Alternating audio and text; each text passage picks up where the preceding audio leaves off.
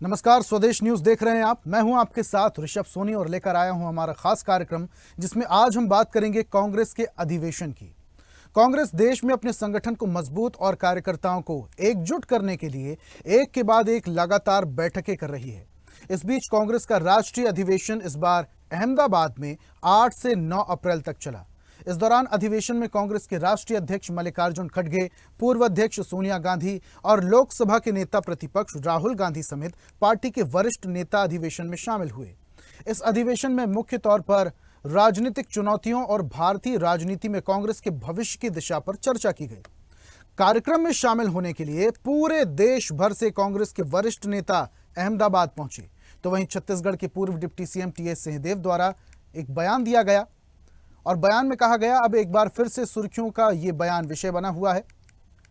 सिंहदेव ने कहा कि अधिवेशन में राष्ट्रीय अध्यक्ष मल्लिकार्जुन खड़गे ने पूरी नरमी के साथ सभी विषयों पर गंभीरता से चर्चा की, जिसमें मैंने अपनी राय भी रखी। मैंने कहा, पार्टी में जो निष्क्रिय कार्यकर्ता हैं, साथ ही जो युवा चेहरे हैं, उनमें सामंजस्य और उनकी जिम्मेदारियों पर भी चर्चा की जानी चाहिए।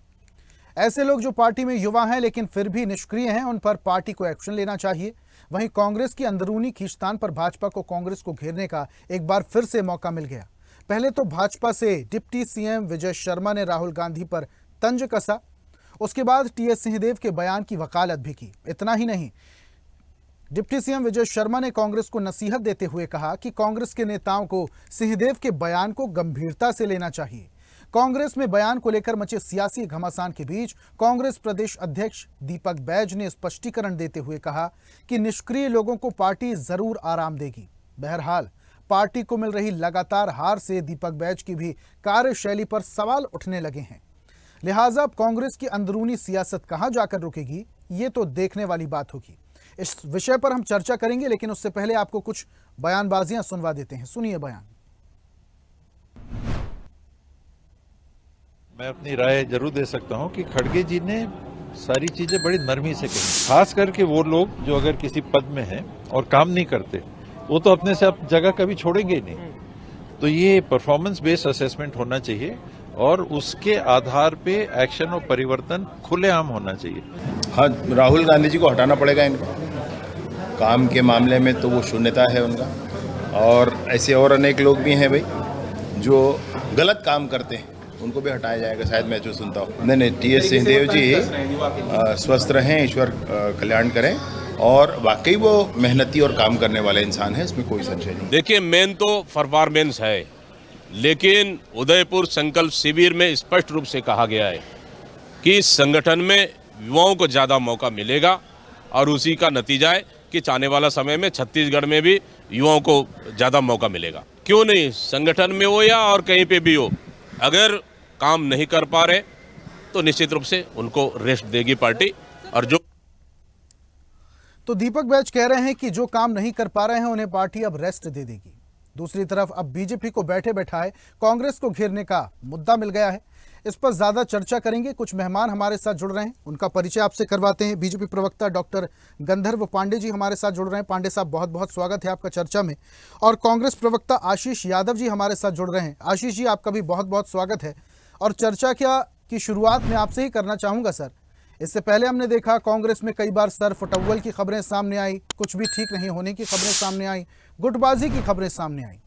विधानसभा और लोकसभा चुनाव की अगर मैं बात करूं तो उस दौरान भी काफी संख्या में कांग्रेस छोड़कर लोग बीजेपी में शामिल हुए। अब जो लोग बचे हैं कांग्रेस में, उन्हें अगर घर का रास्ता दिखा दिया जाएगा, कांग्रेस दरवाजे बंद कर लेंगी, तो कांग्रेस में काम करने वाला कौन बचेगा साहब? दर्शकों को नमस्कार सबसे पहले। और कांग्रेस कैसे बचेगी? देखिए, 2014 में जब मोदी जी प्रधानमंत्री बने थे तो भारतीय जनता पार्टी ने पूरे देश में नारा चलाया था कि अगले आने वाले 5 सालों में कांग्रेस मुक्त भारत बन जाएगा। एक चुनाव में हम पीछे हुए और उसके बाद इस चुनाव में हमने वापसी की, और वापस से हम इस बात पर आज सबको सहमत कर चुके हैं कि कांग्रेस मजबूती से चुनाव लड़ रही है, मजबूती से पूरे देश में लड़ रही है, और मजबूती से राहुल गांधी नेता प्रतिपक्ष रहकर संसद में आम देश के जनता की आवाज उठा रहे हैं।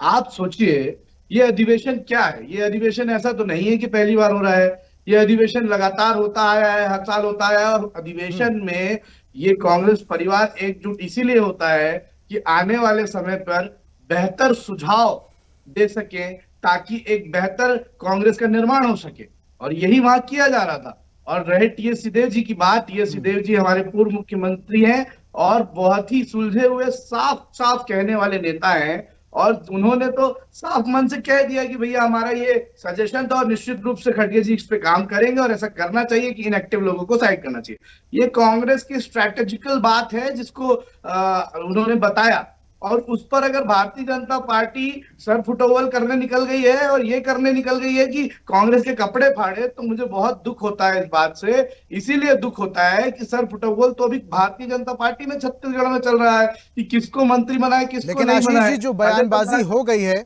आप बिल्कुल सही कह रहे हैं। टीएस सिंहदेव ऐसे नेता हैं जो अपनी बेबाकी के लिए ही जाने जाते हैं। वो किसी भी पार्टी के लिए अपना पक्ष रख सकते हैं, इसी बात के लिए वो जाने भी जाते हैं, और शायद छत्तीसगढ़ की जनता प्यार भी उन्हें इसलिए करती है। लेकिन सवाल यहां पर यह है कि छटाई कटाई का काम कांग्रेस ने शुरू कर दिया है। निचले स्तर से भले ही शुरू किया गया हो, 61 पदाधिकारियों को एनएसयूआई से बाहर का रास्ता दिखा दिया गया है, 16 लोगों को कारण बताओ नोटिस दिया गया है। अब शुरुआत तो हो चुकी है। आपको नहीं लगता कांग्रेस में जितने कार्यकर्ता हैं उनमें कहीं ना कहीं असंतोष भी होगा, एक डर भी होगा कि अगला नंबर मेरा ना हो? नहीं, असंतोष नहीं होगा, डर होना तो लेकिन जरूरी है। डर होगा तो परफॉर्मेंस बढ़ेगी। और अगर इस बात पे अगर कोई पदाधिकारी बनता है, कोई जिम्मेदारी लेता है और कोई अपनी जिम्मेदारियों का निर्वहन नहीं करेगा, तो उसको निश्चित रूप से जो है आराम देने का काम कांग्रेस पार्टी करेगी। और अपनी जिम्मेदारियों का निर्वहन करने के लिए तो डर होना जरूरी है कि अगर मैं नहीं करूंगा तो मुझे यहाँ से हटा दिया जाएगा। विजय शर्मा जी देखिए डिप्टी मुख्यमंत्री हैं, अभी पहली बार डिप्टी मुख्यमंत्री बने हैं। आप सोचिए वो अभी विधायक बने हैं, और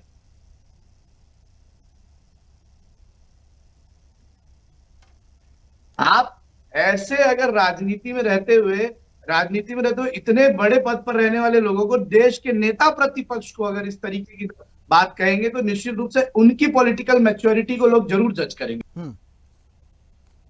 और आप देखिए ना, अभी जब मंत्री पद की बात चल रही है तो अजय चंद्राकर जी को ये नहीं बनाएंगे तो वैसे ही संसद विधानसभा में वो हमारा ही काम करते हैं। अपनी सरकार को तो इतना घेर नहीं रहे, अच्छी बात है, और घेरेंगे। उसके बाद जो है उत्तराधिकारी बने बृजमोहन अग्रवाल जी के, जो सोनी जी हैं, उनका क्या होने वाला है? नाम तो यादव जी का सुनने में आ रहा है दुर्ग से, तो होगा क्या? एक बिलासपुर एक दुर्ग होगा और बाकी मंत्रियों को राजेश मुणत जी को बिठा देंगे। ये खुद ही भारतीय जनता पार्टी अपनी गुटबाजी में फंसी हुई है, और इस गुटबाजी को छुपाने के लिए, ढकने के लिए इनको एक मुद्दा मिल गया कि चलो अब कांग्रेस पे आरोप लगा दे। सत्ता पर ये है लेकिन लगातार ये आरोप विपक्ष पर लगाते रहते हैं। चलिए प्रतिक्रिया ले लेते हैं गंधर्व जी से। गंधर्व जी, आशीष जी कोट कर रहे थे मोदी जी के बयान को कि कांग्रेस का सुपड़ा साफ हो जाएगा आने वाले समय में। कांग्रेस पार्टी बहुत पुरानी पार्टी है, इतना आसान थोड़ी होगा कांग्रेस को सिमटाना। माना कि छत्तीसगढ़ में ट्रिपल इंजन की सरकार आपने बना ली है, अब कांग्रेस एक्सपेरिमेंट करने जा रही है, जो लोग निष्क्रिय हैं उन्हें हटाने जा रही है। कहीं ना कहीं आपको भी समस्या हो सकती है आने वाले समय में। तैयारी चुनाव की अगले कांग्रेस ने अभी से शुरू कर दी है लगता है। देखिए, कांग्रेस पार्टी की स्थापना 1885 में 28 दिसंबर को मुंबई में हुई थी। उस समय जो इनकी विचारधारा थी और वर्तमान स्थिति में जो इनकी विचारधारा है, उसमें जमीन आसमान का फर्क है। उस समय की विचारधारा में इनका राष्ट्रीय एकता, समानता एवं सामाजिकता, ये सारी चीजें थी। उस समय भिन्न भिन्न राष्ट्रीय अध्यक्ष बनते थे। 1998 से लेकर के आज तक जब आप कांग्रेस पार्टी की स्थिति देखेंगे तो इनकी जो राजनीति का केंद्र है केवल एक परिवार और एक बंगले के इर्द गिर्द घूमते रहता है। जब डिप्टी मुख्यमंत्री विजय शर्मा जी ने यही चीज कही कि जब आपका जो नेतृत्व आप लोग ने बनाकर रखा है देश में, वो आपको बार बार चुनाव हरवा रहा है और जनहितैषी मुद्दों को लेकर के आप ग्राउंड में नहीं उतर पा रहे, तो इसके लिए इससे आगे सोचने की आपकी जो रणनीति है वो अच्छी है। उसमें आप राहुल गांधी जी हो, चाहे दीपक बैज जी हो, जिन्होंने छत्तीसगढ़ में चुनाव हारने का रिकॉर्ड बनाया हो, इन सबको अब रिटायर हट कर देना चाहिए, कोई नया नेतृत्व लाना चाहिए। मल्लिकार्जुन खड़गे जी को 2022 में इन्होंने राष्ट्रीय अध्यक्ष बनाया, उसके विपरीत 2024 आते ही नेता प्रतिपक्ष राहुल गांधी जी को बना दिया। तो पूरा गांधी परिवार आज सदन में बैठ रहा है। पूरी राजनीति आज जो कांग्रेस की हो गई है गंधर्व वो जी, केवल एक परिवार। लेकिन हर बार बीजेपी पार्टी कांग्रेस पर परिवारवाद का आरोप लगाती है। परिवारवाद का आरोप ठीक है, लेकिन इसके अलावा बीजेपी के भी तो बहुत सारे नेता हैं ना जो अपने उत्तराधिकारी तय कर चुके हैं, राजनीति में सक्रिय कर चुके हैं। नाम नहीं लूंगा मैं बड़े नेताओं का। देखिए, राजनीति में उतरना और जनप्रतिनिधि या चुनाव लड़ना, मुख्यमंत्री बनना, उप मुख्यमंत्री बनना या दावेदारी करना सबसे बड़ी पोस्ट के लिए, ऐसे चुनाव लड़वाना जो कि क्लियर दिख रहा हो कि केवल वो एक परिवार के लोग हैं। तो इस प्रकार की चीजें जब आती है सामने, तो इससे कहीं ना कहीं कांग्रेस पार्टी के जो कार्यकर्ता हैं वो इन्हीं सब चीजों से हतोत्साहित होकर के भाजपा में प्रवेश करते हैं। और वर्तमान की बात आपको बताऊं तो भारतीय जनता पार्टी छत्तीसगढ़ में जिस प्रकार से कांग्रेस पार्टी की सुपड़ा साफ की है, मैं जब दक्षिण विधानसभा का उपचुनाव था उस समय भी कह रहा था कि कांग्रेस पार्टी में जितने बूथ है दक्षिण विधानसभा में, उस विधानसभा से उतने सक्रिय कार्यकर्ता नहीं है। इन्होंने बाहर से विभिन्न जिलों से अपने कार्यकर्ताओं को बुलाया था वहां काम करने, परिणाम स्वरूप वो उपचुनाव में भी बहुत ही बुरी तरीके से हारे थे। और अभी वर्तमान में टीएस सिंहदेव जी बहुत ही सक्रियता से काम भी करते हैं और हमारे भाई आशीष यादव जी अभी धोखे से उनको मुख्यमंत्री भी कह गए। तो कहीं ना कहीं ऐसा ना हो ये भी किसी गुट के हों, क्योंकि कांग्रेस में जैसा देखा जा रहा है अमरजीत भगत जी का अलग गुट, दीपक बैज जी का अलग गुट, भूपेश बघेल का अलग गुट, फिर टीएस सिंहदेव का अलग गुट, तो गुटबाजी इन पर हावी है। और रही बात मंत्रिमंडल की, तो मुख्यमंत्री जी ने तो संकेत दिया है कि निगम मंडलों की नियुक्ति हो गई है। अब इसके बाद शीघ्र अतिशीघ्र देखिए छत्तीसगढ़ में बीजेपी में भी गुटबाजी के आरोप लगते हैं साहब। किरण सिंह देव का अलग गुट है, सीएम साय का अलग गुट है, विजय शर्मा का अलग गुट है, अरुण साव का अलग गुट है। गुटबाजी के आरोप तो आप पे भी लगते हैं साहब। देखिए, भारतीय जनता पार्टी संगठन को सर्वोपरि मान करके पार्टी का निर्देश का पालन करती है। कोई किसी गुट को लेकर के कोई नाराजगी नहीं। जब हमने मंत्रिमंडल का फैसला लिया तो उस समय जो हमारे सीनियर नेता थे, आदरणीय विधानसभा अध्यक्ष डॉक्टर रमन सिंह जी ने माननीय मुख्यमंत्री जी के नाम का ऐलान किया था, बृजमोहन जी ने समर्थन किया था। तो इस प्रकार की गुटबाजी, वो एक अपना मित्र मंडली होना अलग चीज है, पर जब बात पार्टी के निर्देश की आती है और संगठन के निर्णय की आती है तो सभी एक मत होकर के उसका स्वागत करते हैं। इसमें कहीं कोई विचार की बात नहीं होती। लेकिन कांग्रेस ने जो अभी अधिवेशन किया उसमें उन्होंने कहा कि हम सक्रिय लोगों को रखेंगे, जो एक्टिव नहीं है लोग उनको हटाएंगे। जहां राजनांदगांव से भूपेश बघेल जी लोकसभा चुनाव हार गए, वहां जिला अध्यक्ष बोल रहे हैं हमारी ताकत बढ़ाओ। जनप्रतिनिधि जब चुनाव लड़ते तो हार जाते हैं, संगठन चुनाव लड़ते हैं तो जीत जाते हैं। तो ये सब चीजें दर्शाती है कि गुटबाजी कहाँ हावी है और गुटबाजी किस दल पे किस हद तक हावी है। चलिए ठीक है, प्रतिक्रिया होने के बाद भूपेश बघेल जी प्रतिक्रिया लेते हैं आशीष जी से प्रतिक्रिया लेते हैं। आशीष जी, कई बार ऐसी खबरें सामने आती हैं जहां पर कांग्रेस के जो पदाधिकारी हैं, पार्टी के पदाधिकारी, वो कहते हैं पद तो है, पावर नहीं है, पावर कब देंगे। पावर को लेकर सवाल उठता है, इसलिए काम भी नहीं कर पाते। काम नहीं कर पाते तो आप लोगों ने निष्क्रिय समझ लेते हैं। बाहर का रास्ता अगर ऐसे लोगों को दिखा देंगे, नुकसान नहीं होगा कांग्रेस पार्टी का? देखिए, मुझे लगता है कि किसी भी पद से ज्यादा जरूरी होता है उस पद पे रहते हुए अपने कृत्य। किसी भी कार्य से उस पद की गरिमा होती है, किसी भी पद पर रहने से उसकी गरिमा नहीं रह जाती है। आप काम करेंगे, आप किसी भी पद पे रहिए, निश्चित रूप से पहचान मिलेगी और आप ऊपर आएंगे। और कांग्रेस ने जो बातें करी हैं अपने अधिवेशन में, वो सारी बातें मुझे सकारात्मक लगती है कांग्रेस को बेहतर बनाने के लिए। आप परिवारवाद का आरोप लगाएंगे, आप परिवारवाद देखेंगे तो अनुराग ठाकुर से लेकर कैलाश विजयवर्गीय के बेटे जी से लेकर जो है जय शाह की बात पूरा देश जानता है। छोड़िए इन बातों को, आप थोड़ा आगे बढ़ जाइए। इन्होंने कहा कि एक ही जगह से जो है कांग्रेस पार्टी का नेतृत्व तो काफी समय से हो रहा है। आप देखिए सरकार साहब, जो बीजेपी का जो संगठन था आरएसएस ने बहुत बड़ा रोल प्ले किया भारतीय जनता पार्टी को 2 सीटों से आज इतनी 300 सीटों पर लाने में। वो आज आरएसएस की अवहेलना करने भारतीय जनता पार्टी निकल गई है और केवल 2 लोग देश चला रहे हैं और 2 लोग पूरे उद्योगपतियों को जो है जीवन सेट कर रहे हैं, उनका अच्छा करने में लगे हुए हैं। ये 2 लोग सबसे पहले भारतीय जनता पार्टी को ही खत्म करने निकल गए। ये जिसे चाहे उसे मुख्यमंत्री बना देते हैं, जिसे चाहे उसे हटा देते हैं, एक राज्य में 6 बार मुख्यमंत्री बदल देते हैं। चलिए, भारतीय जनता पार्टी को उनका भविष्य देखना है, कांग्रेस पार्टी अपना भविष्य देख रही है। कांग्रेस पार्टी एक सकारात्मक दिशा से आगे बढ़ रही है और सारे कार्यकर्ता, एक बूथ लेवल पर भी कार्यकर्ता, ठीक है, सकारात्मक दिशा से आगे बढ़ना ठीक है आशीष जी, लेकिन गुटबाजी को कैसे सही करेंगे, इसको तो नहीं नकारा जाता ना। छत्तीसगढ़ में कांग्रेस में गुटबाजी की खबरें अभी की नहीं है साहब, बहुत पहले से ये खबरें चली आ रही हैं। इसको कैसे ठीक करेंगे? पहले गुटबाजी को ठीक करना होगा, उसके बाद आप जिम्मेदारी तय करें। देखिए, किसी एक विषय पर कुछ लोगों का सहमत और असहमत रहना राजनीति में नई बात नहीं है।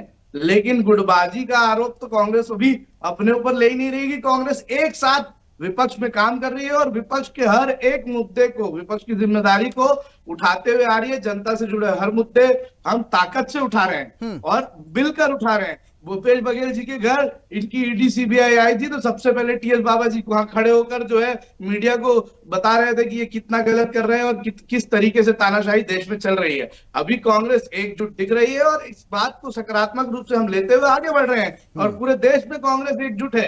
आप देखिए मल्लिकार्जुन खड़गे जी के नेतृत्व में कांग्रेस का संगठन बेहतरीन काम कर रहा है और इंडिया अलायंस के नेता प्रतिपक्ष राहुल गांधी जी पूरे विपक्ष की आवाज संसद में उठा रहे हैं। ठीक है, गंधर्व जी क्या कहेंगे?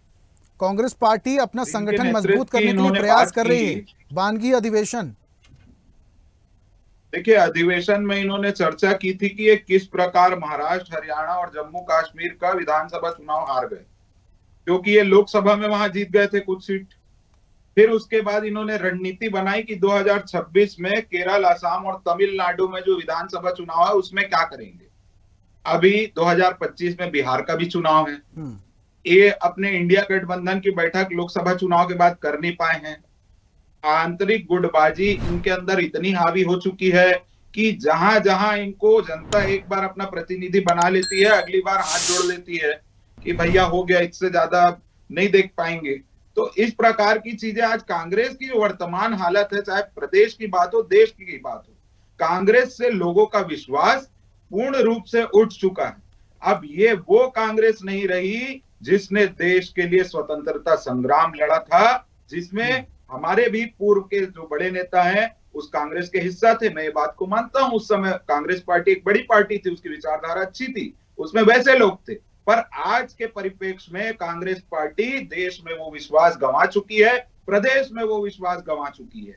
केवल और केवल जहां इनको सत्ता मिल जाए वहां मनी स्पिनर भ्रष्टाचारी योजनाओं का निर्माण करना, अलग अलग जहां इनके मुख्यमंत्री जो है, पूर्व में अभी भूपेश बघेल जी मुख्यमंत्री थे, तो अब उनको महासचिव बना के भेजे पंजाब, तो उनके साथ जो संयुक्त सचिव थे उनको दबाव बनवा के हटवा दिया।